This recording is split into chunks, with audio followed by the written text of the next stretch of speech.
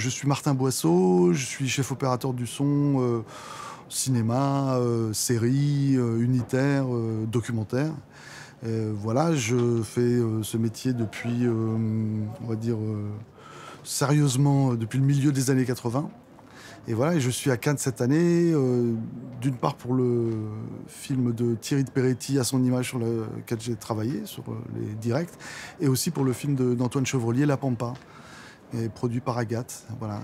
Et c'est les deux films sur lesquels j'ai travaillé l'année dernière et qui sont en compétition dans les sélections parallèles.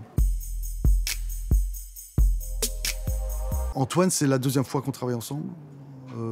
On se connaît même avant qu'on ait collaboré la première fois pour Oussekine.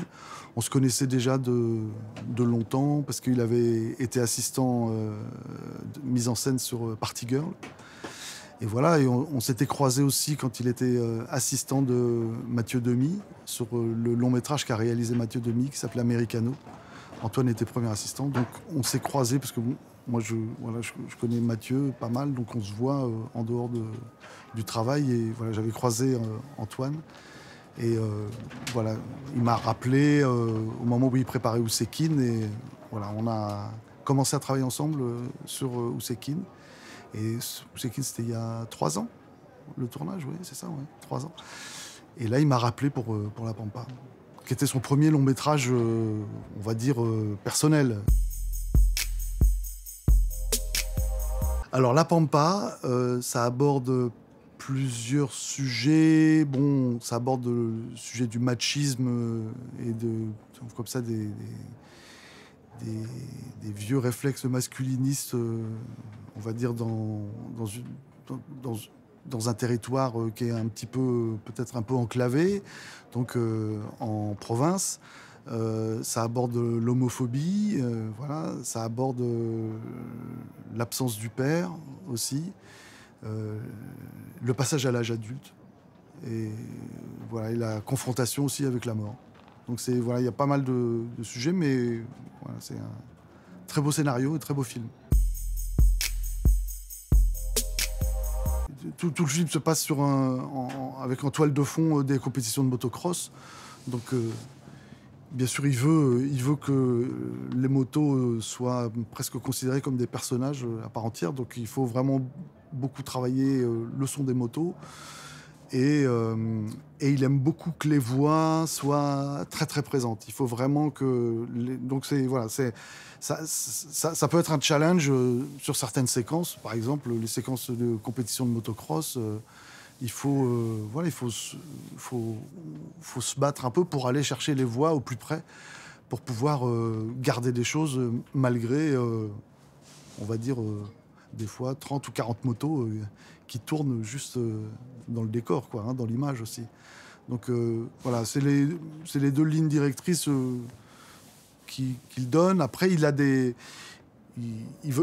aime pas trop tricher sur tout ce qui est musique ou coup de téléphone, des choses comme ça. Il faut être capable de lui proposer des solutions techniques pour que les coups de fil se passent vraiment en direct, des choses comme ça. Donc voilà, il aime bien plonger ses comédiens dans des conditions qui les aident à jouer au plus vrai. On prend ce qu'il y a, hein, on fabrique pas le son des motos, on essaie d'être au mieux sur les compétitions, sur les plans larges. Bien sûr, on spatialise beaucoup, donc on travaille beaucoup avec des micros LCR pour avoir des images stéréo qui racontent un peu tous ces univers-là. Comme souvent, en plus, les compétitions de moto, elles sont souvent dans des endroits un peu encaissés pour que les spectateurs voient le plus possible du circuit. Donc, c'est pas des endroits très plats et très grands. De temps en temps, ça se joue dans des endroits qui ressemblent un peu à des cirques naturels. Donc là, il y a des réverbérations naturelles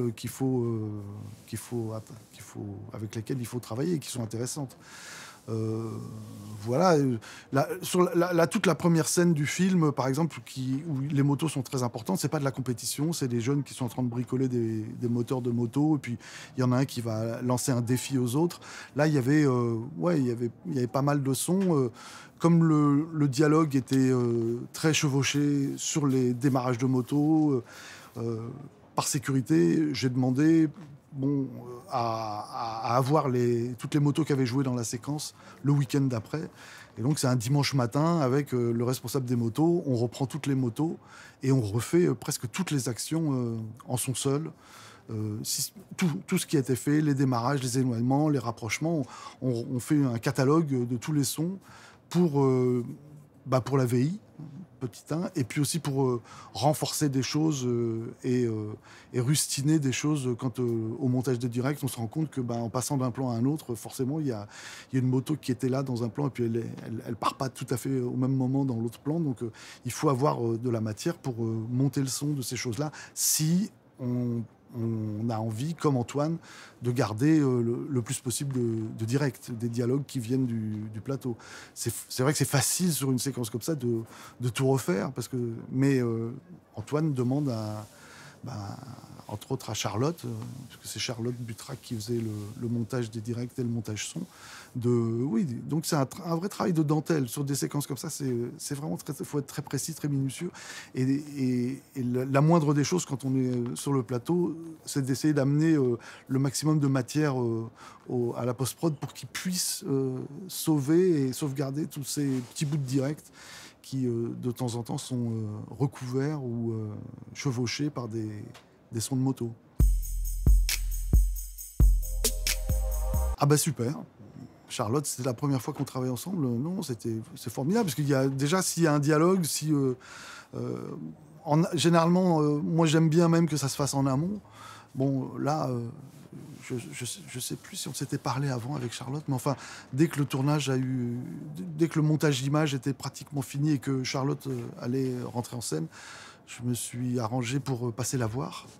Et puis, oui, on a eu une discussion sur, voilà, là j'avais pensé à ça, j'ai fait ça pour ça, d'essayer de la guider. Pas vraiment sur les directs, parce que les directs, ils les récupèrent, ils sont accrochés à l'image et tout ça. Mais surtout sur tout ce qui est le travail d'ambiance de son sol. Bon, en général, si on fait bien notre travail et si on repère bien, et si on identifie bien, euh, on, ils savent déjà à peu près, ils savent tout. Mais en tout cas, déjà de communiquer, d'avancer ensemble, c'est formidable. Avec Charlotte et avec Manu qui a mixé, Emmanuel Crozet, qui est aussi qui a une part très importante dans la réussite de la bande-son du film. Hein. Je veux dire, on est vraiment, pour moi, c'est un tiers, un tiers, un tiers. Hein, le travail technique sur la bande-son de la Pampa. Hein.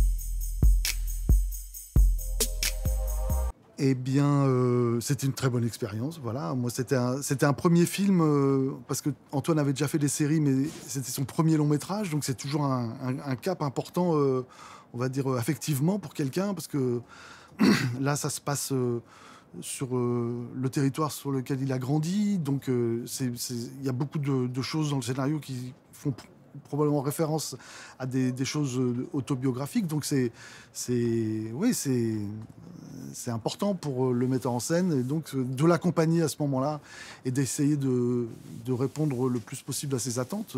Bon, quand ça fonctionne et que ça marche, c'est des expériences, oui, très enrichissantes. Ouais.